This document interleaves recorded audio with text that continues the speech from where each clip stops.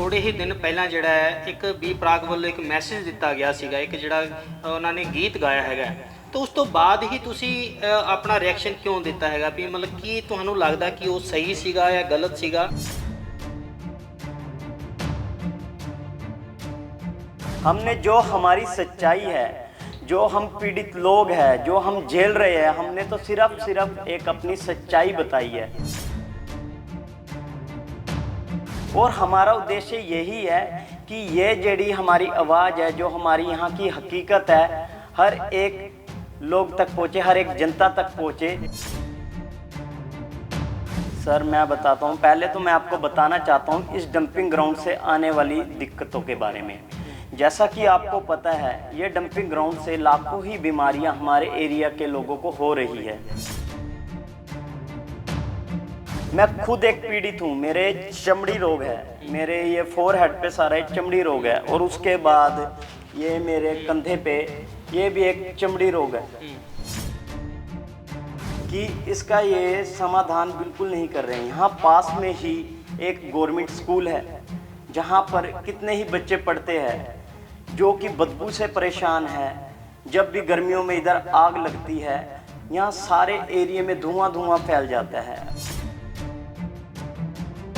तो हमें अपने बच्चे और बुजुर्गों को इस एरिया से बाहर लेके जाना पड़ता है। कभी हम मोहाली की साइड भागते हैं, तो कभी हम पंचकुला की साइड भागते हैं।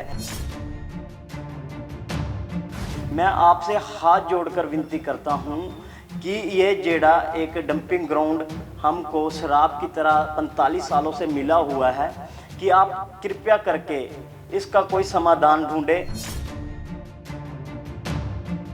पिछले 45 साल से यहाँ के हर युवा, बुजुर्ग, महिला या कोई लड़की भी हो, वो सब कितनी ही बारी जब भी यहाँ पर धरने लगाए, कितनी ही बारी धरने लगाए, कितनी बारी इनको बुलाए, ये दौरों पे आते रहे। दौरों पे आने के बाद ये देखते रहे और झूठे वादे करके अपना वापिस जाते रहे। जब यहाँ पर शायद माइनिंग प्रोजेक्ट का यहाँ पर उद्घाटन हुआ था, वो उस समय आए थे और उन्होंने कहा था कि यहाँ से डंपिंग ग्राउंड हटाकर हम यहाँ पर एक प्लेग्राउंड देंगे। पिछले 45 साल से हमारे साथ यही दोगलापंती हो रही है। ये झूठे वादे करते हैं और बेहिसाब करते हैं, कोई गिनती नहीं है कि इतने झूठे वादे। अरे भाई हम परेशान हो गए हैं। कॉलोनियों में इन्होंने छुपा के रखे हैं पर्दों के पीछे, दीवारों के पीछे। जरा इनको उजागर करने के लिए मैंने ये अपना छोटा सा एक संगीत निकाला है। यहाँ रोज कोई जाता दमे टीवी से मर, किसी को कैंसर तो किसी के रहे कीड़े पड़, हम बेजान लाशों को लगता जीने में डर। अपना करके साफ गंदा करा हमारा घर, अकल के साथ तुम्हारी ज़मीर भी गई मर। यहाँ छोटे छोटे बच्चे दमे कैंसर से ग्रस्त है, लीडर सब सोए पड़े, प्रशासन भी मस्त है। यहाँ लोगों की किस्मत पर कूड़े से बांध दिया, हम कूड़ादान है हमने भी मान लिया। तुमने दिया कचरा हमने जीवन दान दिया, वक्त से पहले हाथें यमराज का थाम लिया। धरनों पर बैठ कितनी बारी ही संघर्ष किया, झूठे वादों के अलावा राजनेताओं ने क्या दिया। आने से पहले सब खुशियों को मार दिया, नर्क से बदतर हमारा तुमने हाल किया।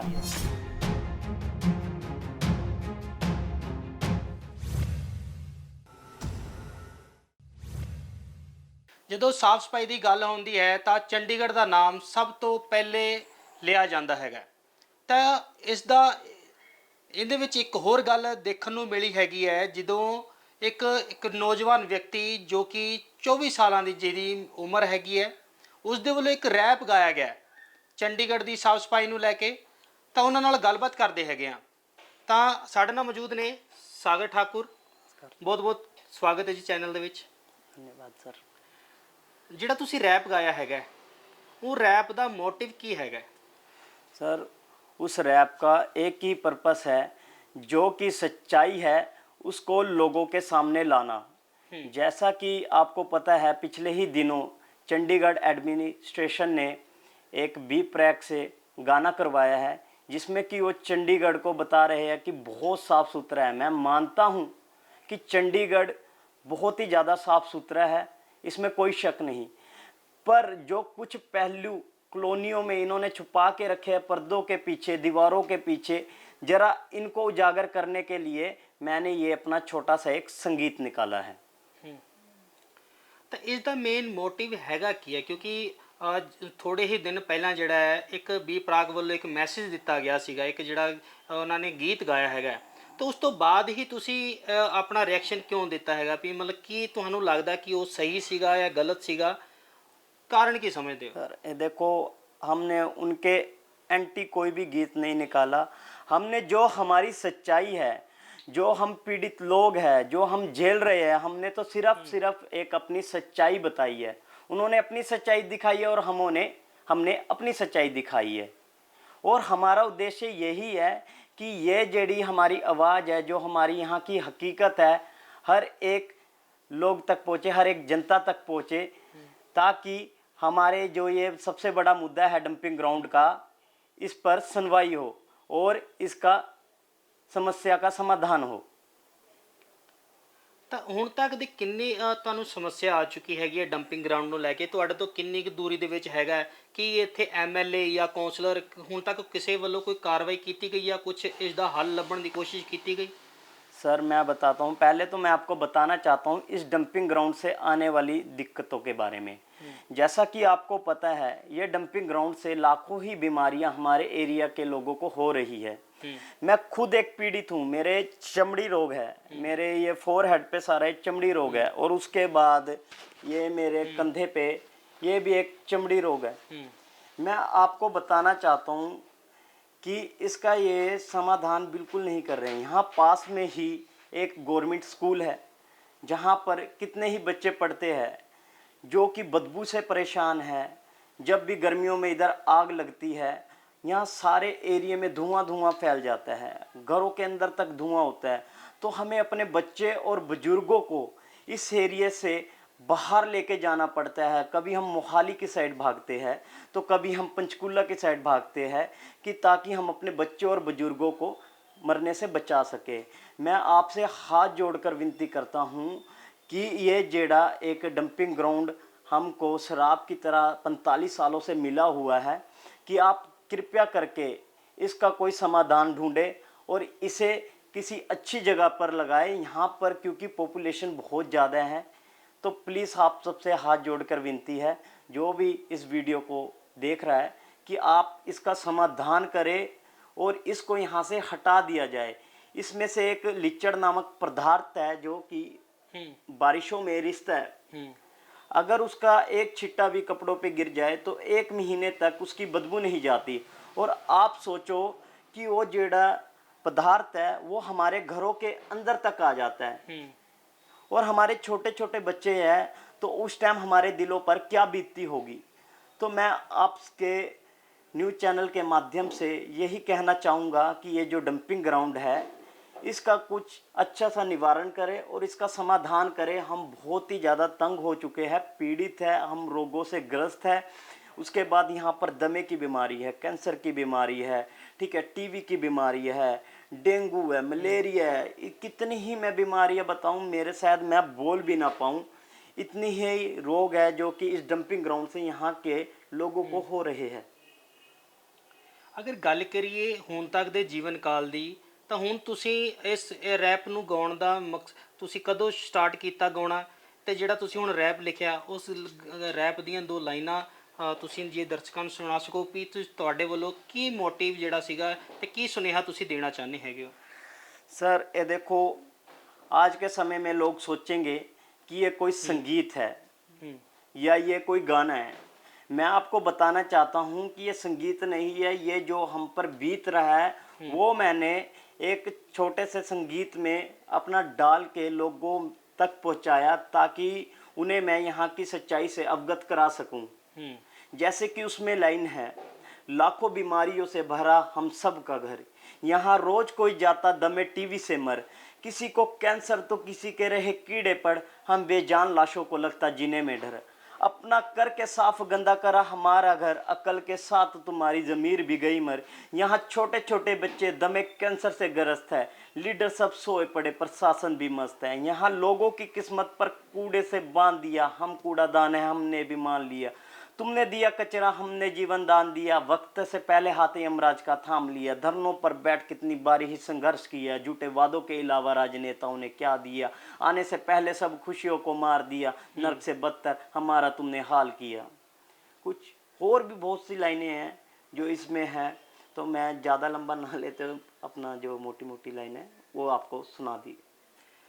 ਇਹ ਰੈਪ ਤੋਂ ਪਹਿਲਾਂ ਤੁਸੀਂ ਕਿਸੇ ਪ੍ਰਸ਼ਾਸਨ ਵੱਲੋਂ ਜਾਂ ਨਗਰ ਨਿਗਮ ਦੇ ਕਿਸੇ ਅਧਿਕਾਰੀ ਦੇ ਨਾਲ ਕੋਈ ਤੁਹਾਡਾ ਵਾਰਤਾ ਹੋਇਆ ਕਿ ਇਸ ਦਾ ਕੋਈ ਹੱਲ ਕੀਤਾ ਜਾਵੇ, ਜਾਂ ਕਿਸੇ ਉੱਚ ਅਧਿਕਾਰੀ ਨੂੰ ਕੋਈ ਤੁਸੀਂ ਮੰਗ ਪੱਤਰ ਦਿੱਤਾ ਹੋਵੇ, ਕੁਝ ਮੇਲਸ ਕੀਤੀਆਂ ਹੋਣ? ਜਿਵੇਂ ਗਵਰਨਰ ਦਾ ਪਿੱਛੇ ਸੁਣਿਆ ਸੀ ਵੀ ਉਹ ਦੌਰਾ ਵੀ ਕਰਨ ਆਏ ਸੀਗੇ, ਤਾਂ ਉਸ ਨੂੰ ਤੁਸੀਂ ਕਿਵੇਂ ਦੇਖਦੇ ਹੋਗੇ ਕਿ ਹੁਣ ਤੱਕ ਜਿਹੜੀ ਕਾਰਵਾਈ ਨਹੀਂ ਹੋ ਰਹੀ, ਜਾਂ ਤੁਹਾਡੇ ਵੱਲੋਂ ਕੋਈ ਲੈਟਰ ਵਗੈरह ਕੁਝ ਲਿਖੀ गई ਹਲੇ तक ਕਿਸੇ ਨੂੰ ਮਿਲਿਆ ਗਿਆ? सर जैसा कि आपको पता है, पिछले 45 साल से यहाँ के हर युवा, बुजुर्ग, महिला या कोई लड़की भी हो, वो सब कितनी ही बारी जब भी यहाँ पर धरने लगाए, कितनी ही बारी धरने लगाए, कितनी बारी इनको बुलाए, ये दौरों पे आते रहे, दौरों पे आने के बाद ये देखते रहे और झूठे वादे करके अपना वापिस जाते रहे। पिछला जो टर्म था गवर्नर का, उसमें बीपी सिंह बदनौर जी थे। जब यहाँ पर शायद माइनिंग प्रोजेक्ट का यहाँ पर उद्घाटन हुआ था, वो उस समय आए थे और उन्होंने कहा था कि यहाँ से डंपिंग ग्राउंड हटाकर हम यहाँ पर एक प्ले ग्राउंड देंगे। जो अब जो नवे है, वर्तमान में जो गवर्नर है, अब वो कह रहे हैं कि यहाँ पर हम एक सीएनजी प्लांट लगाएंगे। मैं कहना चाहता हूँ आप लाख प्लांट लगाओ, लेकिन जितने भी उच्च अधिकारी, एमपी या बड़े बड़े जितने भी अधिकारी हो, वो सब अपने घर डड्डू माजरा कॉलोनी में रख ले, अपनी डड्डू माजरा कॉलोनी में रहे, हमारे जैसी जिंदगी जिए और लाखों ही प्लांट लगाए। हमें कोई आपत्ति नहीं है, हमारे साथ रहे बराबर, जैसे हम जी रहे वैसे वो जी के दिखाए, हमारे साथ रहे, जैसा हमारा दिनचर्या वैसा बिता के दिखाए, चाहे लाखों प्लांट लगाए यहाँ पर, हमारे को कोई प्रॉब्लम नहीं है। पर मैं बताना चाहता हूँ कि तुम अपना घर तो साफ कर रहे हो, ठीक है ना, अपना चंडीगढ़, अब मैं ये नहीं कहूँगा चंडीगढ़ हमारा है, हम कहेंगे उनका है चंडीगढ़, क्योंकि अगर हमारा चंडीगढ़ होता तो हमारे बारे में भी सोचा जाता। और पिछले 45 साल से हमारे साथ यही दोगलापंथी हो रही है। कोई भी पार्टी हो, कोई भी दल हो, मैं किसी पार्टी या दल का वो नहीं हूँ, पर मैं बताना चाहता हूँ अभी तक जितनी भी पार्टी आई उन्होंने हमारे साथ एक दोगलापंथी ही करी है। एक जो डंपिंग ग्राउंड है, इसे एक राजनीति का गढ़ बनाते हुए इस पे ही हर बार चाहे एमपी के इलेक्शन हो, चाहे एमसी के इलेक्शन हो, इसी पे लड़े जाते हैं। ये झूठे वादे करते हैं और बेहिसाब करते हैं, कोई गिनती नहीं है कि इतने झूठे वादे, इतने झूठे वादे। अरे भाई हम परेशान हो गए हैं। ये हमारी तीसरी पीढ़ी चल रही है जो आज इस डंपिंग ग्राउंड से पीड़ित है। मेरा दादा इससे पीड़ित रहा, मेरा पापा इससे पीड़ित रहा और आज के टाइम मैं पीड़ित हूँ। अब मेरा 1.5 साल का बच्चा है, अगर इसका समाधान नहीं हुआ तो आने वाले टाइम वो भी पीड़ित होगा। तो मान लो ये चौथी जनरेशन हमारी चल चुकी है जो कि इस डंपिंग ग्राउंड को झेल रही है, पर अभी तक इसका समाधान नहीं हुआ। ਤੇ ਕਾਰਨ ਕੀ ਸਮਝਦੇ ਹੈਗੇ ਹੋ ਤੁਸੀਂ? ਜਿਵੇਂ ਹੁਣ ਇੱਕ ਜ਼ਿਕਰ ਕੀਤਾ ਕਿ ਵੋਟ ਬੈਂਕ ਦਾ ਜ਼ਰੀਆ ਬਣਿਆ ਹੋਇਆ ਡੰਪਿੰਗ ਗਰਾਊਂਡ, ਤਾਂ ਕੀ ਹੁਣ ਤੱਕ ਕਿਸੇ ਨੇ ਹੱਲ ਵਗੈਰਾ ਕਰਨ ਦਾ ਕਿਉਂ ਨਹੀਂ ਸੋਚਿਆ ਹੈਗਾ? ਤੁਸੀਂ ਉਹਨਾਂ ਨੂੰ ਕੀ ਲੱਗਦਾ ਕਿ ਵੋਟਾਂ ਸਿਰਫ ਲੈਣ ਤੋਂ ਬਾਅਦ ਇੱਕ ਕਰਪਸ਼ਨ ਦਾ ਮੁੱਦਾ ਬਣ ਗਿਆ, ਜਾਂ ਫਿਰ ਉਹਦੇ ਪਿੱਛੇ ਕੋਈ ਹੋਰ ਨਿੱਜੀ ਕਾਰਨ ਸਮਝਦੇ ਹੋ ਤੁਸੀਂ? सर मैं मानता हूँ, जहाँ तक मेरा मानना है या मैंने लोगों से सुना है कि सभी ये मानते हैं कि अगर यहाँ से डंपिंग ग्राउंड ये हटा देंगे तो इनको राजनीति करने की और कोई दूसरी वजह इनके पास रही नहीं गई। तो इसी करके ये हर बार डंपिंग ग्राउंड पर ही राजनीति करते हैं, जीतते हैं, अपना टाइम ख़त्म करते हैं और वापस चले जाते हैं, फिर अगली बार आते हैं, फिर इसी पे राजनीति करते हैं और चले जाते हैं बस। इसके अलावा बस इसे एक वोट बैंक का जरिया बना रखा है कि इससे इन्हें वोट मिल जाती है अच्छी खासी और ये इलेक्शन जीत जाते हैं। ਜਿਹੜਾ ਪ੍ਰਸ਼ਾਸਨ ਨਗਰ ਨਿਗਮ ਵੱਲੋਂ ਜਿਹੜਾ ਹੁਣ ਗਾਣਾ ਵੀ ਪ੍ਰਾਗ ਦਾ ਸੀਗਾ, ਉਹਦੇ ਵਿੱਚ ਸਾਫ਼ ਸੁਥਰਾ ਰੱਖਣ ਨੂੰ ਇੱਕ ਸੁਨੇਹਾ ਦਿੱਤਾ ਗਿਆ, ਤਾਂ ਤੁਸੀਂ ਦੂਜੇ ਪੱਖ ਦੇ ਵਿੱਚ ਜਿਹੜਾ ਦੱਸ ਰਹੇ ਹੋ ਕਿ ਡੰਪਿੰਗ ਗਰਾਊਂਡ ਨੂੰ ਲੈ ਕੇ, ਤੇ ਇਹਦੇ ਵਿੱਚ ਤੁਸੀਂ ਕਿੰਨਾ ਕੁ ਫਰਕ ਨੂੰ ਲੈ ਕੇ ਜਿਹੜਾ ਇੱਕ ਰੈਪ ਗਾ ਦਿੱਤਾ, ਤੁਸੀਂ ਉਹ ਕਿਸੇ ਦੇ ਐਂਟੀ ਹੈਗੇ ਹੋ, ਜਾਂ ਫਿਰ ਤੁਸੀਂ ਕੀ ਇਹਦੇ ਵਿੱਚ ਇੱਕ ਵੱਖਰਾ ਕੀ ਕਹਿਣਾ ਚਾਹੁੰਦੇ ਹੈਗੇ ਹੋ ਕਿ ਜਿਹੜਾ ਸਫਾਈ ਨੂੰ ਲੈ ਕੇ ਇਸ ਤਰ੍ਹਾਂ ਦਾ ਸੁਨੇਹਾ ਨਹੀਂ ਦੇਣਾ ਚਾਹੀਦਾ? ना सर, देखो मैं आपको बताना चाहता हूँ कि मैं बी प्राक जी के खिलाफ नहीं हूँ, मेरा उनसे कुछ भी नहीं है। वो बहुत अच्छे कलाकार है इसमें कोई शक नहीं है, पर मैं खिलाफ हूँ प्रशासन के। देखो वो तो सिंगर है, उनका काम है, उन्होंने तो करना ही है काम, उन्होंने भी तो रोटी खानी है, उनके भी पेट लगा है, वो तो अपना काम कर रहे हैं। पर मैं प्रशासन को बोलना चाहता हूँ कि अरे भाई, अरे तुम चंडीगढ़ की असली सच्चाई तो दिखाओ, डड्डू माजरे में आओ और सच्चाई दिखाओ, फिर तो हमारे भी दिल को तसल्ली लगेगी कि हाँ भाई यार सच दिखाया है। अब वो गाना हम सुन रहे हैं ना, हमारी रात के निवाले हमारे मुंह में नहीं जा रहे हैं, क्या करें, रात के निवाले नहीं जा रहे। हम देख रहे हैं यार चंडीगढ़ इतना अच्छा है, तो हमारे साथ क्या हो रहा है ये, हम चंडीगढ़ रहते ही नहीं, हम तो इसका मतलब नर्क में है, हमारा तो बहुत बुरा हाल है।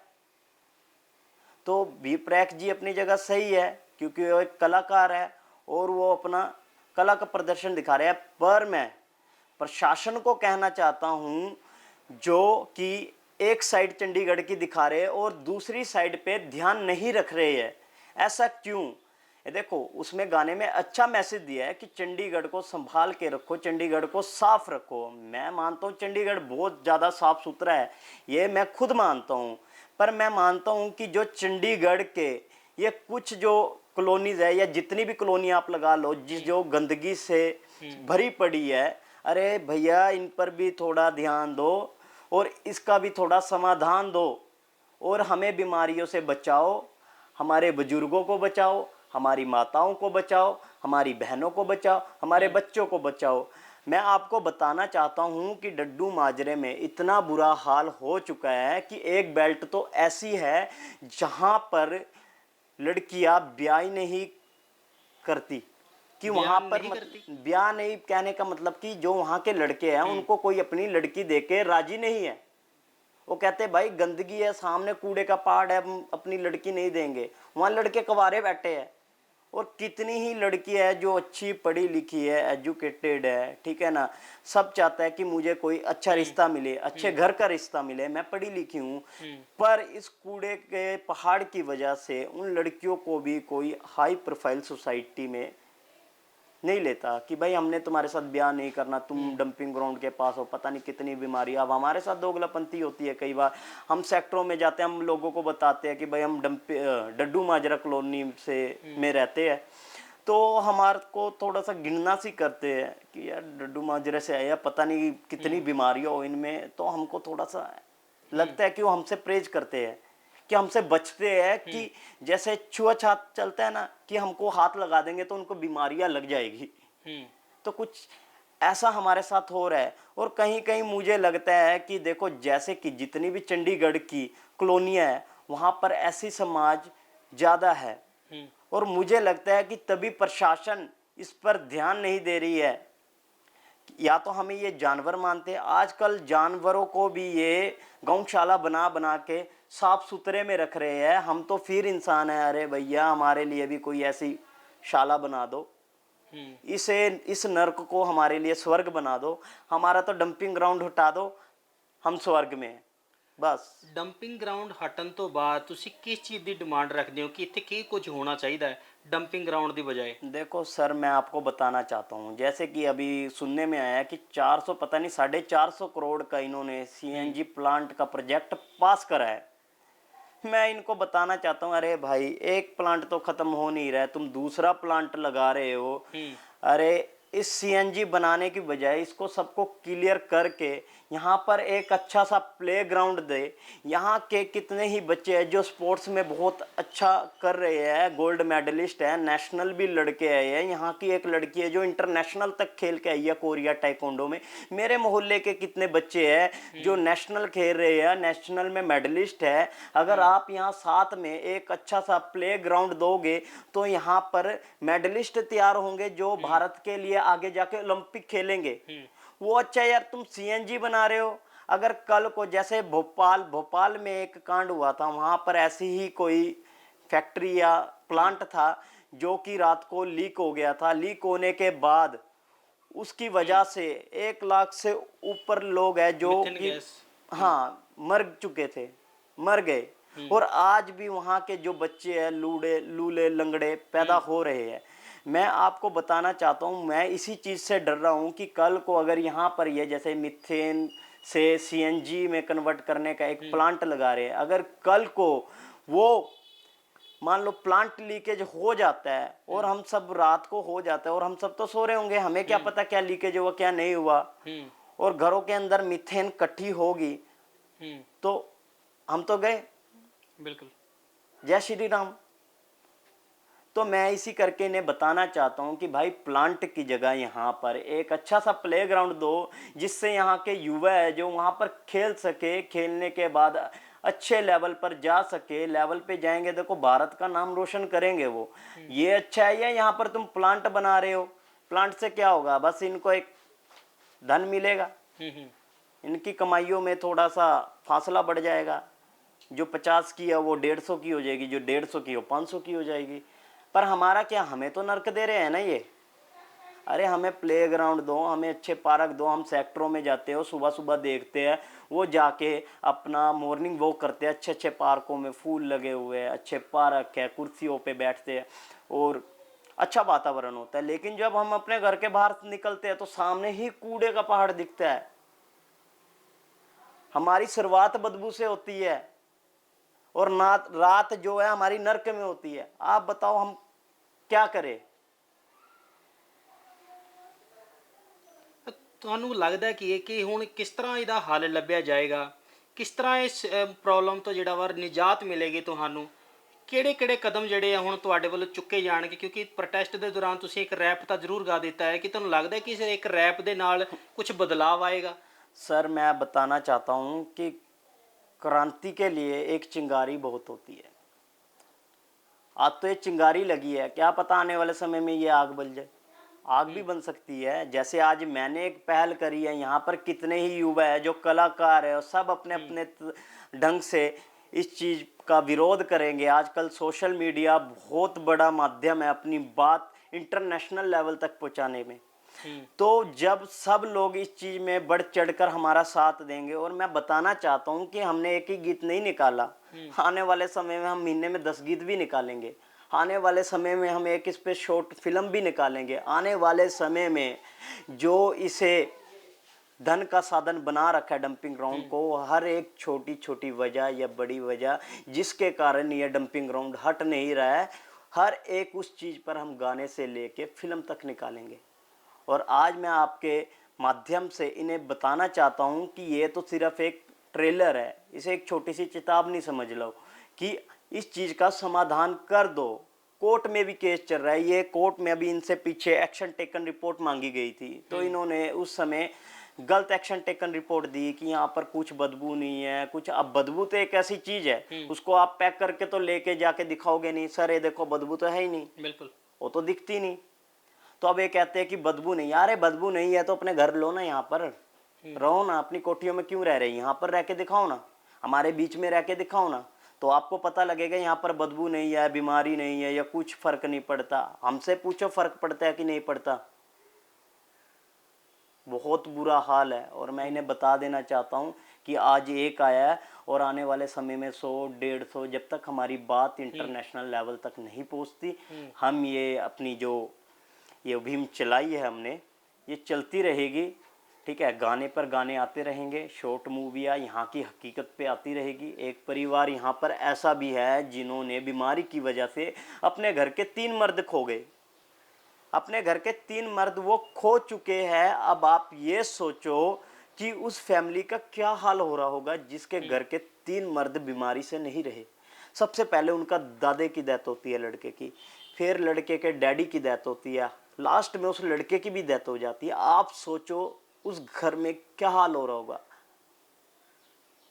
बिल्कुल सही गल हैगी जी। जद किसी बीमारी के कारण लोगों ਨੂੰ उस मुसीबतों का सामना करना पैंदा है तो परिवार के परिवार भी ਜਿਹੜੇ ਨੇ ਉਹ ਉਜੜ ਜਾਂਦੇ ਹੈਗੇ ਨੇ, ਉਹਨਾਂ ਦੀ ਸਾਰ ਲੈਣ ਵਾਲਾ ਕੋਈ ਨਹੀਂ ਹੁੰਦਾ।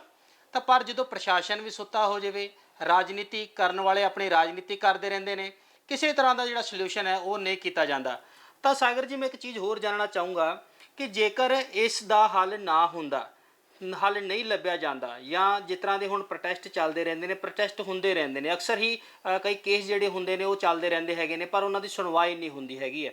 ਪਰ ਜਿਵੇਂ ਹੁਣ ਤੁਸੀਂ ਜ਼ਿਕਰ ਕੀਤਾ ਕਿ ਪਰਿਵਾਰ ਜਿਹੜਾ ਵੈ ਉਹ ਉਹਨਾਂ ਦੀ ਪੀੜ੍ਹੀ ਟੂ ਪੀੜ੍ਹੀ ਜਿਹੜੀ ਹੈ ਬਿਮਾਰੀ ਦੇ ਵਿੱਚ ਚੱਲਦੀ ਨਜ਼ਰ ਆ ਰਹੀ ਹੈ, ਅਤੇ ਕਈ ਪਰਿਵਾਰਾਂ ਨੇ ਆਪਣੇ ਮੈਂਬਰ ਖੋ ਦਿੱਤੇ ਨੇ। ਹਾਂ। ਤਾਂ ਹੁਣ ਤੁਸੀਂ ਗਾਣੇ ਲਗਾਤਾਰ ਲਿਖੋਗੇ कि ਤੁਸੀਂ ਇਕੱਲੇ ਕੰਮ ਕਰਦੇ ਹੈ ਜਾਂ ਤੁਹਾਡੇ ਨਾਲ ਕੋਈ ਟੀਮ ਵੀ ਹੈਗੀ ਹੈ? सर ये देखो, मैं बताना चाहता हूँ कि कल्ला कोई भी हो, कल्ला कुछ नहीं कर सकता। हम्म।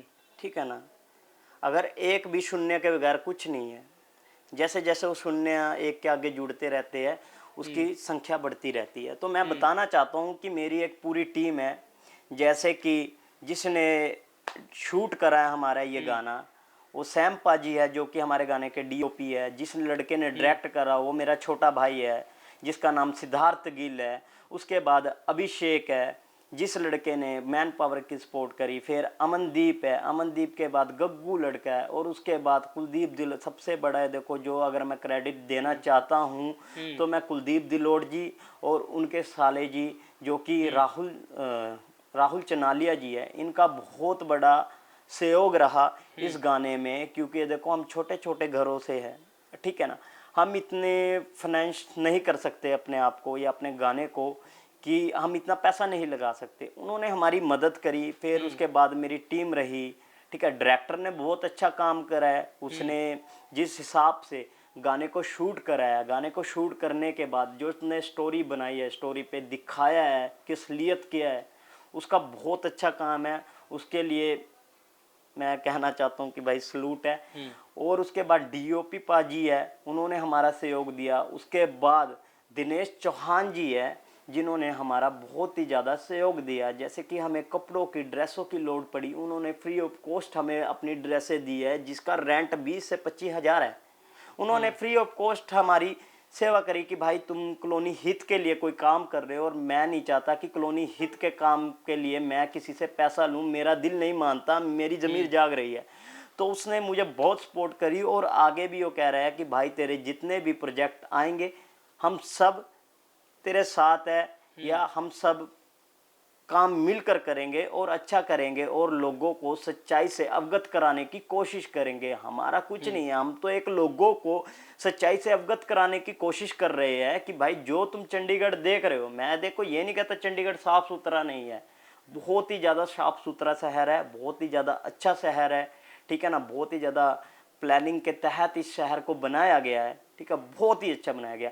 लेकिन ये जो चांद है, इस चांद पर जो ये डंपिंग ग्राउंड नामक एक दाग लगा हुआ है, तो मैं तो सिर्फ सरकार से यही मांग कर रहा हूँ कि इस दाग को हटा दो ना। ये आपके हाथ में है, आपके हाथ में पावर है, आपके हाथ में अधिकार है, आप इस चीज को हटा सकते हो, ठीक है ना। आपके हाथ में पूरा सब प्रशासन है, सब है, गवर्नर है, सब कुछ आपका है। भारतीय जनता पार्टी से मैं निवेदन करता हूँ कि एमपी आपका है, मेरा आपका है, इसका अच्छा सा समाधान करके इसे बाहर लेके जाओ ना। यहाँ पर क्यों रखा है इस जगह? जब आपको पता है अकॉर्डिंग टू लॉ जहाँ पॉपुलेशन होती है वहाँ आप डंप जोन नहीं बना सकते। अगर इनको ये सवाल करते हैं तो ये कहते हैं कि डंप जोन पहले था, कॉलोनियाँ बाद में बसाई गई। मैं इनसे पूछना चाहता हूँ कि वो भी तो फिर फर्क पड़ गया ना। अकॉर्डिंग टू लॉ जहाँ पर डंप जोन होता है वहाँ आप कॉलोनी नहीं लगा सकते, वहाँ पर आप पीपल्स को बसा नहीं सकते, लोगों को निवास दे नहीं सकते। तो आपने निवास क्यों दिया, है ना? अगर दिया है तो इस डंपिंग ग्राउंड को हटाओ ना, इसका निवारण करो। ਮਤਲਬ ਕਹਿ ਸਕਦੇ ਹੈਗੇ ਕਿਤੇ ਨਾ ਕਿਤੇ ਕਿ ਇਸ ਦੇ ਵਿੱਚ ਵੀ ਭੇਦਭਾਵ ਕੀਤਾ ਗਿਆ ਕਿ ਜਿਹੜੇ ਗਰੀਬ ਲੋਕ ਨੇ, ਜਿਹੜੀ ਕਲੋਨੀਆਂ, ਛੋਟੇ ਛੋਟੇ ਕਸਬੇ ਬਣੇ ਆ, ਉਹਨਾਂ ਤੋਂ ਵੱਖਰਾ ਇੱਕ ਚੰਡੀਗੜ੍ਹ ਨੂੰ ਮੈਪ ਦਿੱਤਾ ਗਿਆ, ਡਿਜ਼ਾਈਨ ਕੀਤਾ ਗਿਆ, ਤਾਂ ਉਸ ਤੋਂ ਬਾਅਦ ਉਹਨਾਂ ਦਾ ਜਿਹੜਾ ਜੋ ਕਚਰਾ ਹੈਗਾ ਲੋਕਾਂ ਦਾ, ਘਰ ਦਾ, ਬਿਲਡਿੰਗਾਂ ਦਾ, ਜਿਹੜਾ ਹੁਣ ਇਸ ਡੰਪਿੰਗ ਗਰਾਊਂਡ ਦੇ ਵਿੱਚ ਲੈ ਕੇ ਆਇਆ ਜਾਂਦਾ ਹੈ। ਤਾਂ ਕੀ ਲੱਗਦਾ ਕਿ ਇਸ ਦੇ ਨੂੰ ਇਹਦੇ ਵਿੱਚ ਭੇਦਭਾਵ ਹੁਣ ਜਿਹੜਾ ਹੋਇਆ ਇਹਨੂੰ ਕਿਸ ਤਰ੍ਹਾਂ ਹੱਲ ਕੀਤਾ ਜਾਊਗਾ, ਜਾਂ ਕਿਸ ਤਰ੍ਹਾਂ ਦੇ ਵੱਡੇ ਕਦਮ ਜਿਹੜੇ ਚੁੱਕਣੇ ਪੈਣਗੇ? बिल्कुल सर, हमारे साथ एक भेदभाव हुआ है। जैसा कि आपको पता है चंडीगढ़ जितना बड़ा है, आपने देखा होगा जितनी भी कॉलोनी है, राम दरबार हो गई, मलोया हो गया, डड्डू माजरा हो गया, मनी माजरा हो गया, या और भी जितनी कॉलोनियाँ आपने देखा होगा चंडीगढ़ के बिल्कुल बॉर्डर पे है ये सब। आपको मैं बताना चाहता हूँ, अगर इन्होंने हमें अपना माना होता तो हमें भी 17 सेक्टर की तरह लग्जरी ना बना दिया होता। हमारे लिए ऐसा क्यों नहीं है? हमारे लिए ऐसे पार्क क्यों नहीं है साफ सुथरे? हमारे लिए ऐसी सुख सुविधा क्यों नहीं है? हमें ही क्यों गंद दिया जा रहा है? हमें ही क्यों यहाँ पर प्लांट दिए जा रहे हैं? गुच्चड़ खाना, मरे हुए जानवरों का प्लांट डड्डू माजरा या 25 में लगा लो, ठीक है ना। MRF प्लांट लगाना है वो डड्डू माजरे में लगा लो, CNG प्लांट लगाना है वो डड्डू माजरे में लगा लो। अरे यार तुम कभी ये जो प्लांट है इसको सेक्टर 17 लगा के दिखाओ, सेक्टर 18 लगा के दिखाओ, सेक्टर 8 लगा के दिखाओ, सेक्टर 7 लगा के दिखाओ, जितने भी पोर्श एरिया किसी भी एक सेक्टर में ये प्लांट लगा के दिखाओ ना। मैं एक बात आपको बताना चाहता हूँ कि जो ये MRF प्लांट इन्होंने डड्डू माजरा कॉलोनी में लगाया मटेरियल रिकवरी वेस्ट का, मैं इन्हें कहना चाहता हूँ कि एक प्लांट डड्डू माजरे में लगाने की बजाय अगर ये प्लांट 450 करोड़ का भी ये CNG प्लांट का प्रोजेक्ट पास कर रहे हैं, उसको कैंसिल करके ये जेडे MRF प्लांट है हर एक सेक्टर का एक MRF प्लांट दे दिया जाए कि वहाँ से कूड़ा सेक्टर का कूड़ा सेक्टर में रहे, वहीं पे रिकवर हो रिस्टोर हो जो भी उसका होना है MRF प्लांट में जाए और वहीं से वो ख़त्म होने के बाद चला जाए। तो नौबत ही नहीं आएगी कि उन्हें अपना कूड़ा घरों का यहाँ हमारे घरों में फेंकना पड़े।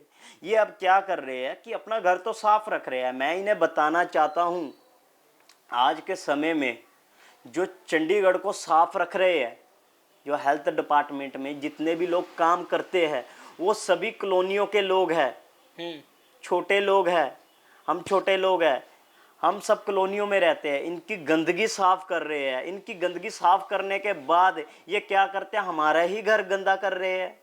अरे भाई हम इंसान नहीं है क्या? एक तो हम तुम्हारी सेवा कर रहे हैं, ऊपर से तुम हमें गंदगी भी दे रहे हो, हमें बीमारियां भी दे रहे हो, हमें दिन पर दिन घुट घुट कर मरने पर तुम मजबूर कर रहे हो। अब आप बताओ ऐसे में हम क्या करें? हमारी तो कोई सुनवाई नहीं हो रही है। तो हमें जो चीज़ अभी अच्छी लग रही है, हमें लग रहा है कि आजकल सोशल मीडिया का ज़माना चल रहा है, तो हमें सोशल मीडिया पर अपनी बात को ज़्यादा से ज़्यादा उजागर करना पड़ेगा। जो एक चंडीगढ़ की सच्चाई है, जो हकीकत है, हमें लोगों के सामने पेश करनी पड़ेगी, लोगों को उनसे अवगत कराना पड़ेगा। जब तक लोगों को हमारी प्रॉब्लम के बारे में पता नहीं लगेगा, हम कितने पीड़ित हैं, हम कैसे मर मर के जी रहे हैं, हमारे बच्चे कैसे जी रहे हैं, जब तक उनको पता नहीं लगेगा तो इस समस्या का समाधान कैसे होगा? तो मैं आपको यही कहना चाहता हूँ आपके माध्यम से कि भाई हम भी इंसान हैं। एक समय बाबा साहेब अम्बेडकर जी ने कहा था और आज के समय हम लोग कह रहे हैं कि भाई हम भी इंसान हैं, कि हमारे बारे में भी सोचो। हमारे भी छोटे छोटे बच्चे हैं, हमारी भी माँ है, हमारी भी बहनें हैं, कि हमारे बारे में भी सोचो। हम भी आपके जैसे एक स्वच्छ जीवन जीना चाहते हैं। देखो हम भी चाहते हैं कि हमारा चंडीगढ़ स्वच्छ रहे, साफ सुथरा रहे। मैं बताना चाहता हूँ कि बात आ गई कि इसका निवारण जिसके दिल में होना कि इस चीज़ का हल हमने करना है वो कर देते हैं। इंदौर में इससे ज़्यादा बड़ा प्लांट था, उन्होंने 6 पता नहीं 8 महीने के अंदर, मुझे अभी इसका वो नहीं है, कि उन्होंने उसे हटाने के बाद एक थीम पार्क बना दिया। जब वो कर सकते हैं तो हम क्यों नहीं कर सकते? तो लास्ट मेरा सवाल है कि आप लोगों से अपील क्या करना चाहते हैं और गवर्नर साहब से क्या अपील करना चाहते हैं, प्रशासन से क्या अपील करना चाहते हैं? देखो पहले तो मैं अपील है जो अपने लोगों को करना चाहूँगा कि आप सब जागरूक हो रहो, आप अपनी आंखें खोलो। अब समय घर में बैठने वाला नहीं रह गया है, क्योंकि दिन पर दिन ये प्रशासन के लोग हमें एक नया नर्क में ढकेल रहे हैं। तो आप सबसे पहले मैं कहना चाहता हूं कि आप जागरूक रहो। आज के समय में हर एक घर में पढ़ा लिखा युवा नौजवान सब है। तो मैं आपको कहना चाहता हूं कि सबसे पहले आप जागरूक हो जाओ। अगर कोई भी मेरे जैसा या अगर कोई भी काम कर रहा है तो अगर उसके साथ जाके खड़े भी नहीं हो सकते तो उस चीज़ को जो भी वो कर रहा है उसको शेयर करो, लाइक करो, उसको सपोर्ट करो, चाहे घर में बैठ के सपोर्ट करो लेकिन सपोर्ट करो। और दूसरी बात मैं प्रशासन से कहना चाहता हूँ कि ये देखो आप बहुत कुछ कर सकते हो। अगर आप एक कदम बढ़ाओगे तो मैं आपको वादा करता हूँ कि डड्डू माजरे में रहने वाले लोग आपके साथ 100 कदम बढ़ाएंगे। आप एक बार इसको उठाने का निर्णय तो ले, आप एक बार दिल बनाए कि ये उठाना है और यहाँ के लोगों को स्वच्छ जीवन देना है। मैं आपको बताता हूँ कि यहाँ का कल्ला कल्ला बच्चा आपके साथ कंधे से कंधा लगा कर चलेगा और जहाँ तक कहोगे वहाँ तक चलेगा। आप जो कहोगे वो करेंगे, पर एक बार आप अपना दिल बनाओ कि हमें एक अच्छा जीवन देना है। अगर हमें आप एक अच्छा जीवन दोगे तो पूरी ज़िंदगी आपका हम एहसानमंद रहेंगे, आपके एहसानमंद रहेंगे कि कोई प्रशासन ने हमारे लिए अच्छा काम करा है। जी बहुत बहुत ਧੰਨਵਾਦ ਸਾਡੇ ਨਾਲ ਗੱਲਬਾਤ ਕਰਨ ਦੇ ਲਈ। ਤਾਂ ਸਾਗਰ ਠਾਕੁਰ ਵੱਲੋਂ ਇੱਕ ਬਹੁਤ ਹੀ ਖਾਸ ਸੁਨੇਹਾ ਦਿੱਤਾ ਗਿਆ ਹੈ। ਉਹਨਾਂ ਵੱਲੋਂ ਖਾਸ ਤੌਰ ਤੇ ਕਿਹਾ ਗਿਆ ਹੈ ਕਿ ਜਿੱਥੇ ਚੰਡੀਗੜ੍ਹ ਦੇ ਵਿੱਚ ਲੰਮੀਆਂ ਲੰਮੀਆਂ ਉੱਚੀਆਂ ਉੱਚੀਆਂ ਸਾਫ਼ ਸੁਥਰੀਆਂ ਬਿਲਡਿੰਗਾਂ ਨਜ਼ਰ ਆਉਂਦੀਆਂ ਨੇ, ਸਾਫ਼ ਸੁਥਰੇ ਚਮਚਮਾਉਂਦੇ ਜਿਹੜੇ ਰੋਡ ਦਿਖਾਈ ਦਿੰਦੇ ਨੇ, ਉੱਥੇ ਹੀ ਕੁਝ ਚੰਡੀਗੜ੍ਹ ਦੇ ਲੱਗਦੇ ਬਾਰਡਰ ਏਰੀਆ, ਜਿਵੇਂ ਇਹਨਾਂ ਵੱਲੋਂ ਕਿਹਾ ਗਿਆ ਕਿ ਜਿਹੜੀਆਂ ਬੈਲਟਾਂ ਹੈਗੀਆਂ ਨੇ ਉਹਨਾਂ ਦੇ ਵਿੱਚ ਖਾਸ ਤੌਰ ਤੇ ਦੇਖਿਆ ਜਾਂਦਾ ਹੈ ਕਿ ਬਹੁਤ ਹੀ ਗੰਦਗੀ ਹੈਗੀ ਹੈ। ਤੇ ਜਿਵੇਂ ਕਿ ਇਹਨਾਂ ਦੇ ਏਰੀਆ ਵਿੱਚ ਡੱਡੂ ਮਾਜਰੇ ਦੇ ਵਿੱਚ ਡੰਪਿੰਗ ਪਲਾਂਟ ਹੈਗਾ ਹੈ, ਤਾਂ ਉਹਨਾਂ 'ਚ ਕਾਫੀ ਜਿਹੜੀਆਂ ਪਰੇਸ਼ਾਨੀਆਂ ਜਿਹੜੀਆਂ ਨੇ ਲੋਕਾਂ ਨੂੰ ਹੋ ਰਹੀਆਂ ਨੇ, ਤੇ ਪ੍ਰਸ਼ਾਸਨ ਵੱਲੋਂ ਉਹਨਾਂ ਨੂੰ ਅਪੀਲ ਕੀਤੀ ਗਈ ਹੈ ਉਹਨਾਂ ਦੇ ਵੱਲੋਂ ਕਿ ਇਸ ਡੰਪਿੰਗ ਗਰਾਊਂਡ ਦੀ ਬਜਾਏ ਇੱਥੇ ਇੱਕ ਗੇਮ ਖੇਡ ਦੀ ਗਰਾਊਂਡ ਬਣਾਈ ਜਾਵੇ, ਜਿੱਥੇ ਕਿ ਪ੍ਰੈਕਟਿਸ ਦੌਰਾਨ ਆਪਣੇ ਲੋਕ ਜਿਹੜੇ ਨੇ ਇੱਕ ਵੱਡੇ ਵੱਧ ਚੜ੍ਹ ਕੇ ਅਤੇ ਪ੍ਰੈਕਟਿਸ ਕਰਨ ਅਤੇ ਦੇਸ਼ ਭਰ ਦੇ ਵਿੱਚ ਗੇਮਾਂ ਦੇ ਵਿੱਚ ਉਹਨਾਂ ਦਾ ਭਾਰਤ ਦਾ, ਆਪਣੇ ਪਰਿਵਾਰ ਦਾ ਨਾਮ ਰੋਸ਼ਨ ਕਰ ਸਕਣ। ਤਾਂ ਆਖਿਰ ਦੇ ਵਿੱਚ ਅਸੀਂ ਵੀ ਤੁਹਾਨੂੰ ਇੱਕ ਇਹੀ ਸੁਨੇਹਾ ਦੇਣਾ ਚਾਹੁੰਦੇ ਹਾਂ ਦਰਸ਼ਕਾਂ ਨੂੰ ਵੀ ਇਸ ਵੀਡੀਓ ਨੂੰ ਵੱਧ ਤੋਂ ਵੱਧ ਸ਼ੇਅਰ ਕਰੋ ਅਤੇ ਜੋ ਵੀ ਤੁਹਾਡੇ ਆਲੇ ਦੁਆਲੇ ਜੇਕਰ ਕੋਈ ਇਸ ਤਰ੍ਹਾਂ ਦੀ ਪਰੇਸ਼ਾਨੀ ਆਉਂਦੀ ਹੈ ਤਾਂ ਸਾਨੂੰ ਟੈਗ ਕਰੋ, ਸਾਨੂੰ ਕੰਟੈਕਟ ਕਰੋ, ਤਾਂ ਅਸੀਂ ਉਸ ਦਾ ਹੱਲ ਜਿਹੜਾ ਹੈ ਪ੍ਰਸ਼ਾਸਨ ਤੱਕ ਉਹ ਤੁਹਾਡੀ ਗੱਲ ਨੂੰ ਰੱਖਾਂਗੇ, ਉਸ ਦਾ ਹੱਲ ਜਿੱਥੇ ਤੱਕ ਹੋ ਸਕੇਗਾ ਸ਼ਾਇਦ ਹੋ ਸਕੇ। ਕੈਮਰਾਮੈਨ ਅਸ਼ੋਕ ਦੇ ਨਾਲ ਸਨੀ ਹਟਵਾਲ, ਚੰਡੀਗੜ੍ਹ।